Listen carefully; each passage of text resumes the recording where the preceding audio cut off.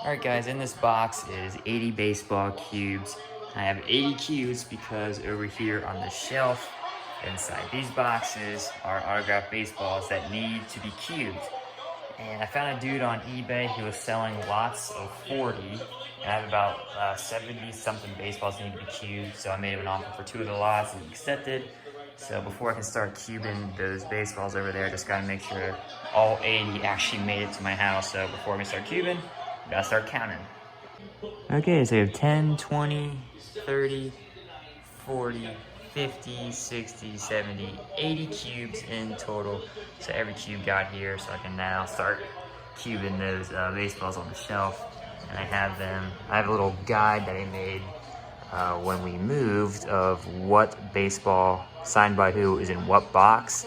So we're just going to match the box to the baseball and finally get them all in these cubes and on display. Okay, so first up we're going to do DSG1, which stands for Dick's Sporting Goods 1, mainly because I had a bunch of baseball boxes left over, so I put some autographed baseballs in here. So the first one up is TJ Friedel, so I'm going to put him in a cube, and then you can open the box and see all the autographed baseballs I have here. Just going to pop them out, put them in the cubes. All right, so use a little label maker to create a label for the baseball in the cube so I know who his autograph is. And there we go, first one up and finished, TJ Friedel. So I made it through the entire checklist, but I did not take into account those 3 boxes with baseballs over there. So I might be a tad short. So we're just I have a couple more cubes left in the big box. We're gonna see how far that takes us. Okay, so there are 12 total baseballs left over in those 3 boxes. And so I have more cubes on the way. Or contact the same seller, just give it, buy another lot of 40 for future baseballs that need to be cubed. But the problem is this shelf right here. It looks like you should be able to fit 2 more cubes on top of the top row already. That's not the case, so I'm going to have to remove this shelf right here. That way I should be able to fit the last 12 baseballs on here. And honestly, that's fine. This shelf is going to be holding baseball cubes, and I don't want to have like a few scattered. I think it'd be 5 or 6, because I took some measurements and it's like a centimeter off from fitting these cubes on this shelf as is. So if I move this shelf, I'll be able to put the rest of the baseballs in cubes on here, have them all in one spot on this shelf. All right, so the shelf is now off of the actual bookcase. Did a little testing, had to move all these cubes. They were on that shelf, they're now on this shelf right here. And I took a stack, put them up there, put 2 more on top of these 4. So now it should work. As soon as those cubes come in, I'm going to cube up the last 12 remaining baseballs, get them labeled. I'll just have this big one massive shelf in the middle. And I'm probably going to do that for other shelves when hopefully Reds Fest and we can get autographs at baseball games again. Hopefully that'll start up soon. So I'll have to move some of these additional shelves. I might just have like one massive shelf filled with baseball cubes.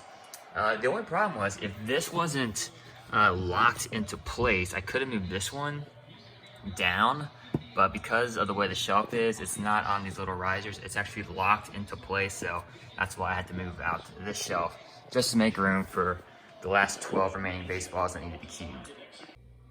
Alright guys, so the final 40 cubes came in, so now I can box up those baseballs in those 3 boxes on that shelf right there and finally get them onto the bookcase, and hopefully that shall complete the baseball cube project of the man cave construction process. With some of the extra cubes, I put some of these like commemorative baseballs in. So in this one I have the game used ball that Cincy fielded earlier this season. I just put it into Secure Cabinet, made a little stand for Gaffer. And then under this TV, I had a couple other baseballs I put in cubes. So we got the NKU Alumni Association baseball, the All-Star Game baseball from when I was in Cincinnati, the Y'all's baseball I got from the Y'all's game, the Salty Dog Cafe baseball I picked up on my mini moon with my wife, the Florence Freedom game used ball, the Adam Dunn Reds baseball and the Lions Japanese baseball team baseball. And then I got the rest of the baseballs that were autographed in cubes on the shelf. So going from the bottom all the way to the tippy top, this thing is full. Have room for 3 more baseballs on this big shelf. Actually had to take out the shelf, so there I just left the risers in there if I ever decide to put it back. But yeah, so all the autographed baseballs in my collection are on this shelf. I even moved some to the tippy top, and it's kind of nice.